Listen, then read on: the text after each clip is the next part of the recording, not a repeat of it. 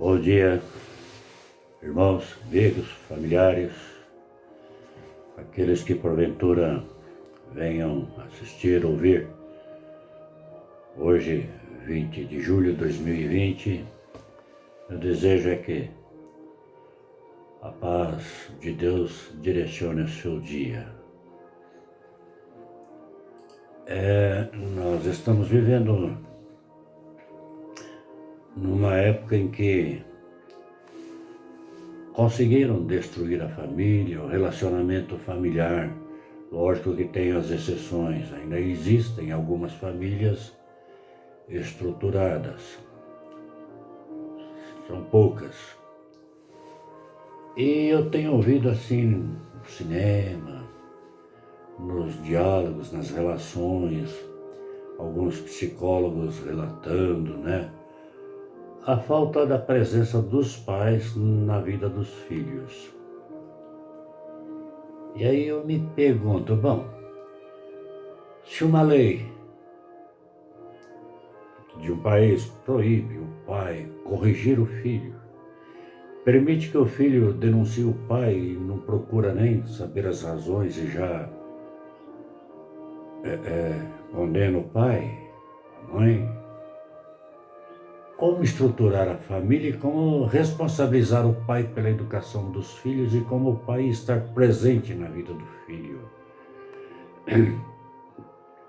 É lógico que alguns são sábios e conseguem driblar tudo isso, mas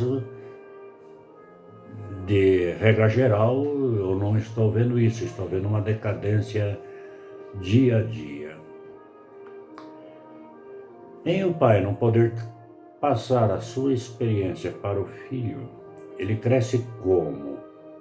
Na dependência de outros instrutores lá na escola, dos colegas, daqueles que traficam, enfim. A humanidade ela vai se degenerando. Ela se degenera de tal forma que ela perde o raciocínio lógico. Aí me mandaram um vídeo falando da educação em nosso país. Como os nossos jovens hoje vão chegar a conseguir um trabalho porque eles foram apenas mentalizados ideologicamente e não aprenderam. O nosso país passou lá para o quase último lugar na matéria de educação. Aí eu me pergunto, como é que uma nação pode ser sadia? Como é que uma família pode ser sadia? Como é que os nossos jovens, nossas crianças podem ser sadios mentalmente, intelectualmente, moralmente, se não se permite dar uma estrutura nesse sentido para eles? Então, eu me lembrei de um texto na Palavra de Deus que fala de educação. O texto é 2 Timóteo 3 e eu vou ler do versos 14 ao 17.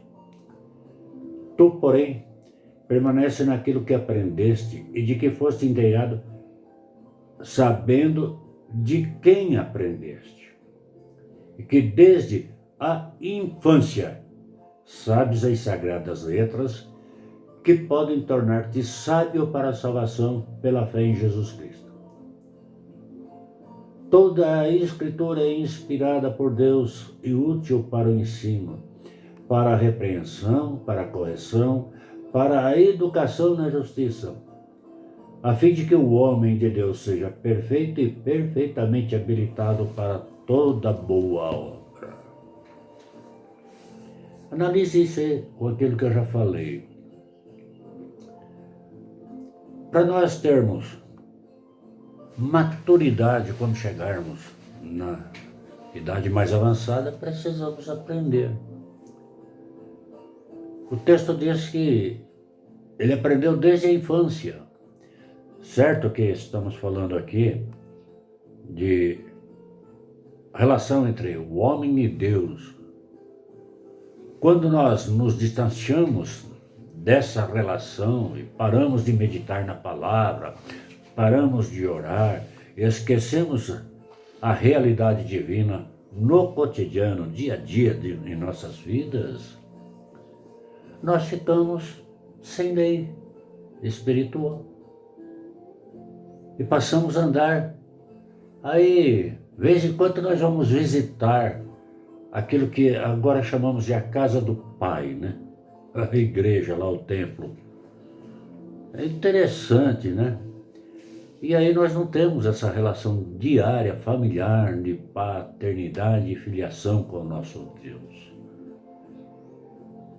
Ele nos fala através da palavra e nós através da oração a Ele. Para mim, esse texto nos diz o valor da meditação diária na Bíblia e evidencia como se deve meditar na Bíblia. Primeira coisa que ele diz: tu, porém, permanece naquilo que aprendeste. Mas como eu posso permanecer naquilo que eu não aprendi? Eu vou lá na igreja, ouço, não confiro com a Bíblia, não sei se está certo, se está errado. Como é que eu posso permanecer? Há quem medita esporadicamente, outros em épocas de aflição, meditam, procuram. Alguns meditam durante os cultos ou escolas dominicais. E ainda há aqueles que meditam somente em conferências especiais. Aí eles aparecem. É na meditação que nós podemos aprender. Tudo isso que nós falamos agora é bom. Porém, poucos meditam no sentido pessoal, no dia a dia, sistematicamente, metodicamente. É na meditação diária que a Bíblia se torna nosso livro guia. Iluminação para cada instante, cada adversidade, cada vitória, cada alegria, cada tristeza. É o nosso guia para todos os instantes, para todas as circunstâncias. Por isso, no verso 14 vemos que ela é o quê? As sagradas letras, ou seja, a maravilha da palavra de Deus. Ela é a nossa enciclopédia moral, espiritual, intelectual. Olha, conjuro-te tu, porém, permanece naquilo que aprendestes. E fostes o quê? Inteirado, quer dizer, aprendeu e começou a praticar. O texto evidencia o papel dignificante da Bíblia como livro-chave, isto é, a única regra de fé e comportamento.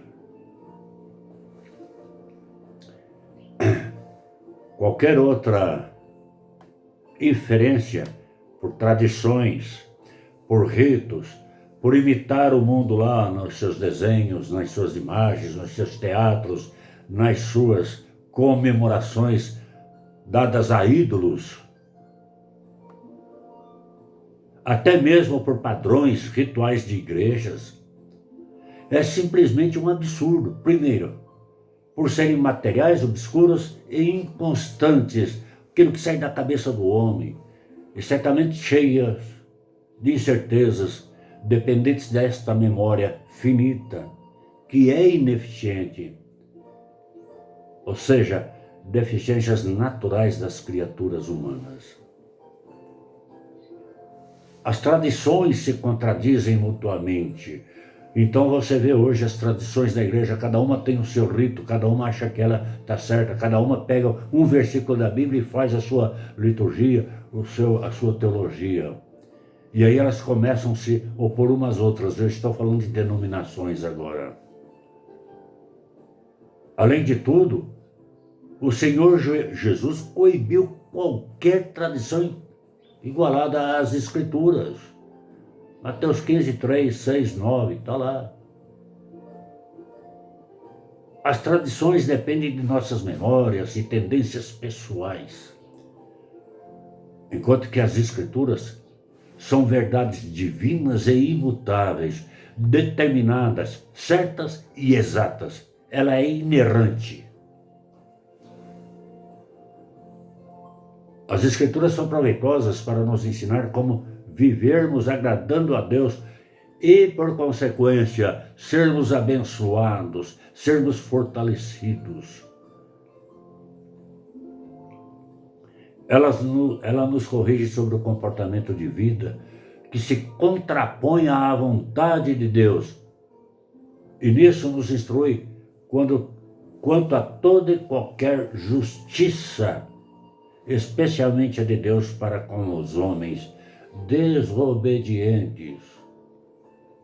Não importa se estão na igreja ou fora, para com os homens desobedientes.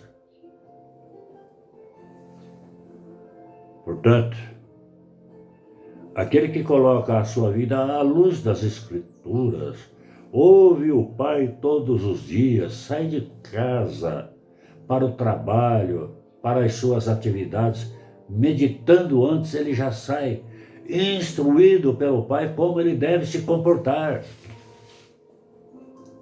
E aí ele tem um direcionamento real, sábio, para conduzir seu trabalho, seja ele negócio, seja ele lá na indústria, seja ele o patrão ou o empregado, não importa.